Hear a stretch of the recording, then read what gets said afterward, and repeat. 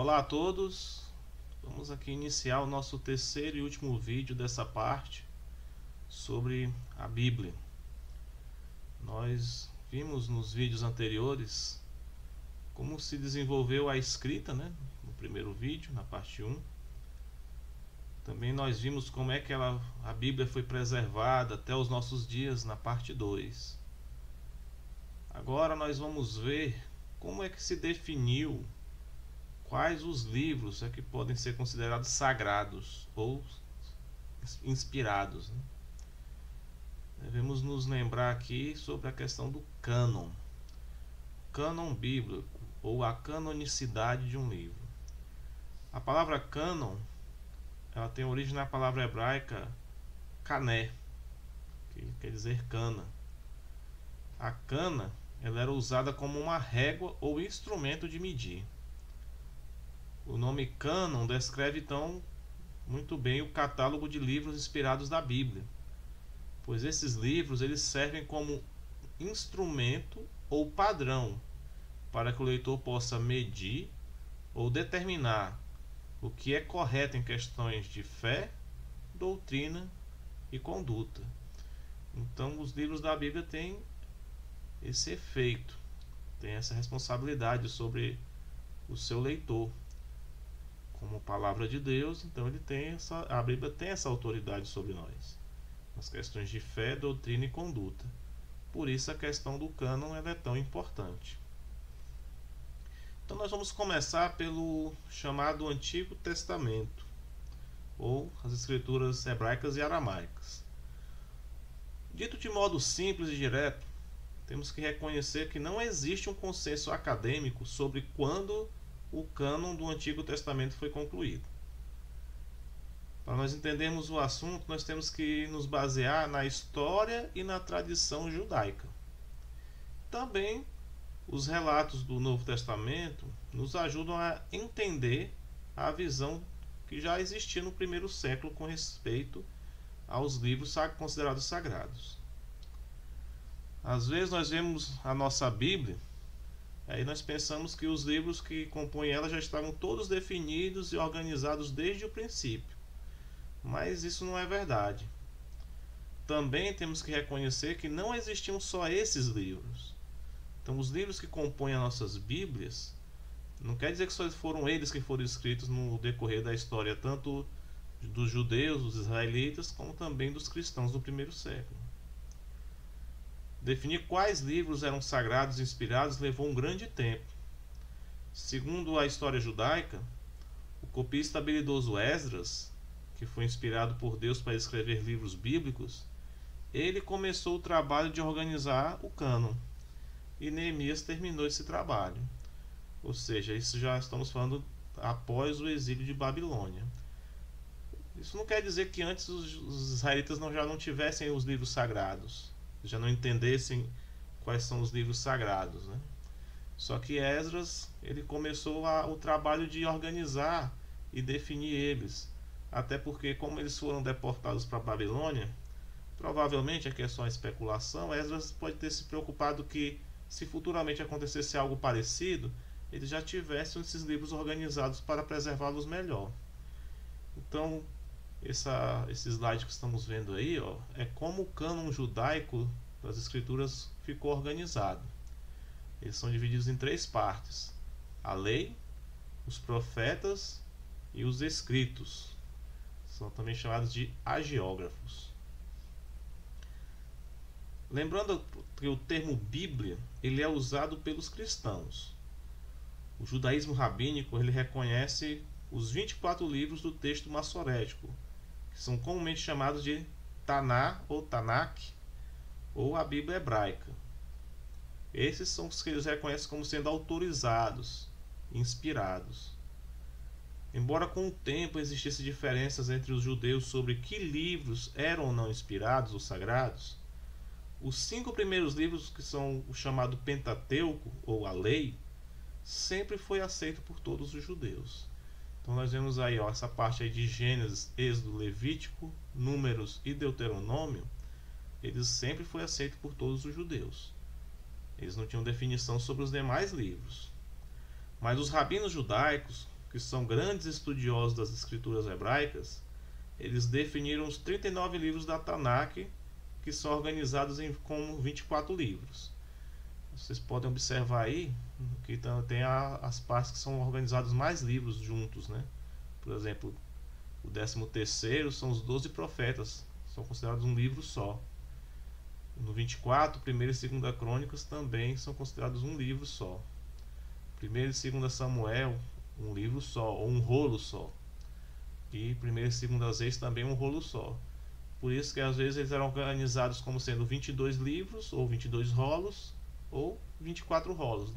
Isso poderia variar conforme fosse a organização. Mas o Novo Testamento, além da questão rabínica, o Novo Testamento ele nos dá uma ideia sobre a visão dos judeus sobre os livros sagrados, especialmente essa parte da visão dos cristãos.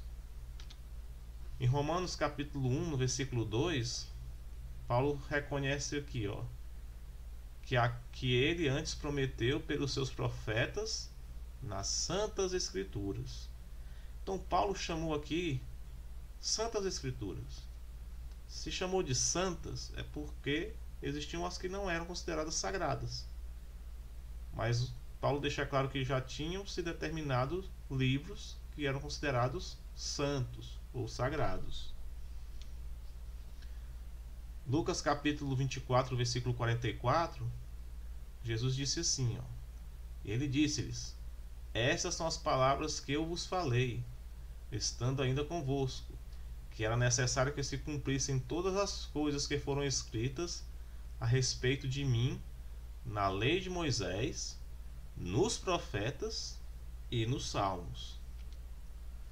Se nós formos analisar aí, Jesus deixou claro a composição dos livros, como já é reconhecida até hoje pelos judeus.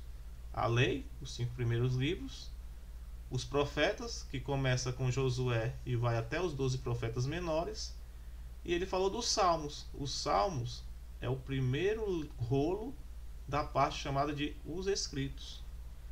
Então, deixando claro que Jesus citou os livros dispostos conforme a cultura judaica dos seus dias, que se mantém até hoje. Esse é o cânon que Jesus reconhecia. E em Romanos capítulo 3, Paulo disse, versículos 1 e 2: que vantagem então tem o judeu? O que proveito há na circuncisão? Muita, sob todos os aspectos, principalmente porque foram-lhes confiados os oráculos de Deus. Ou seja, aqui Paulo deixa claro que coube aos judeus definir e receberem as informações e também definir quais seriam os livros considerados sagrados. Temos que nos lembrar que o cristianismo surge dentro do judaísmo. Já existiam os escritos sagrados antes de se iniciar o cristianismo. Então, quando Jesus chegou, ele próprio, como nós vimos, já tinha o reconhecimento de quais eram os livros, porque foi confiado aos judeus essa revelação dos livros. E Paulo reconhece isso. Com base nesse texto, nós temos que aceitar o grande peso da opinião dos judeus sobre quais livros são inspirados. Os 7 livros a mais que se encontram na tradução grega da Septuaginta são chamados de deuterocanônicos ou apócrifos. Mesmo que os outros 7 livros não façam parte do cânon bíblico original, eles foram considerados como inspirados pela Igreja Católica. O Concílio de Trento, em 8 de abril de 1546, oficializou esta convicção de fé. Então, por esse motivo, há essa diferença entre a Bíblia usada pelos católicos e a que é usada pelos evangélicos. Os católicos, eles se baseiam na Septuaginta, por isso eles compõem todos esses livros a mais, são 7 livros a mais. Vamos tratar melhor desse assunto mais à frente, quando falarmos sobre as traduções da Bíblia e também sobre os livros, os deuterocanônicos ou os chamados apócrifos. Então vimos aqui sobre como se definiu o cânon, os livros canônicos do Antigo Testamento. E o Novo Testamento, ou as Escrituras gregas? o processo ele foi semelhante. As escrituras gregas cristãs elas terminaram de ser escritas durante o tempo em que os dons do Espírito ainda atuavam nos seguidores de Cristo. Alguns cristãos eles tinham o dom do discernimento de expressões inspiradas. Eles não precisavam de um concílio eclesiástico para determinar quais cartas recebidas pelas congregações ou igrejas tinham sido inspiradas por Deus, pois eles tinham o dom do Espírito para determinar isso. Com a morte de João, o último apóstolo, não havia mais escritores inspirados por Deus. Assim, o cânon da Bíblia foi fechado com o livro de Apocalipse, o Evangelho de João e suas 3 cartas. Esses são os últimos livros escritos que compõem a Bíblia cristã, que vai de Gênesis a Apocalipse. Os comentários de escritores posteriores, que não são inspirados por Deus, só servem para confirmar o cânon da Bíblia. Ele já tinha sido estabelecido sob a orientação do Espírito de Deus. Eles já tinham os livros que eram considerados aceitos. E assim como no judaísmo se tinha um ou outro que não era ainda tão aceito, com o tempo eles foram determinados quais seriam os livros que componeriam o Novo Testamento, sem sombra de dúvida. Com base em tudo o que vimos, nós podemos ver 2 pontos importantes. Primeiro, é óbvio que foram escritos outros livros, tanto no período do Antigo Testamento como do Novo Testamento, mas que apenas alguns foram considerados inspirados. E o segundo ponto, os livros que foram considerados inspirados não foram escolhidos como muitos tentam colocar, que é por conveniência. Tem gente que usa isso, né? Ah, não, só escolheram os livros que era conivente com o que eles queriam. Eram os livros que eram coniventes com as coisas que eles queriam. Não é assim, não é por conveniência. Vimos que o Antigo Testamento, por mais que existia divergência, possa ter essa divergência entre católicos e evangélicos sobre quais são os livros inspirados, se os apócrifos podem ser considerados com pé de igualdade com os demais, o critério dos judeus coloca em todas as Bíblias os mesmos livros. Então, mesmo que tem livros a mais na Bíblia Católica, mas mesmo os que tem na Bíblia Católica também tem nas Bíblias evangélicas e tem na Taná judaica. Se eles têm alguns livros a mais, não anula os que tem, que são iguais. E o mesmo se aplica ao Novo Testamento. Há livros apócrifos do Novo Testamento que relatam Jesus fazendo milagres quando era criança. Mas os livros que são considerados inspirados e que já gozavam de aceitação entre os primeiros cristãos como sendo inspirados, deixam claro que transformar água em vinho foi o princípio dos sinais de Jesus, ou seja, seu primeiro milagre. Sendo assim, os relatos exagerados e conflitosos dos apócrifos do Novo Testamento fez com que eles mesmos se excluíssem por si só do cânon bíblico. Ou seja, não foi por conveniência, porque era o que convinha para as pessoas. Vamos escolher os livros que convêm para nós. Não. Eles viram que esses livros eles não gozavam de credibilidade como os outros, que já eram aceitos. Eles mesmos se excluíram do cânon bíblico, pela forma como contam as histórias. Entra em contradição. Um ponto central é que não pode ter contradição entre os livros. Em resumo, os próprios livros mostram ao leitor sua superioridade sobre quaisquer livros apócrifos, quer do Antigo, quer do Novo Testamento. Os livros inspirados conversam entre si e se complementam. Deixam claro que, embora escritos por homens diferentes e em épocas diferentes, eles seguem uma ordem e um raciocínio lógico, porque o autor foi um só, Deus. Nos livros que são inspirados, considerados inspirados e canônicos, eles não se contradizem.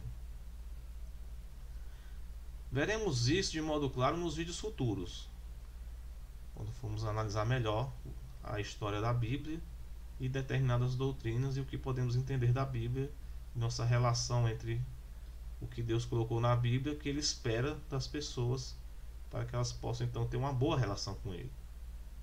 Nós vamos entender melhor essa questão da Bíblia não se contradizer e como ela é importante os seus relatos para nós entendermos qual é a vontade de Deus.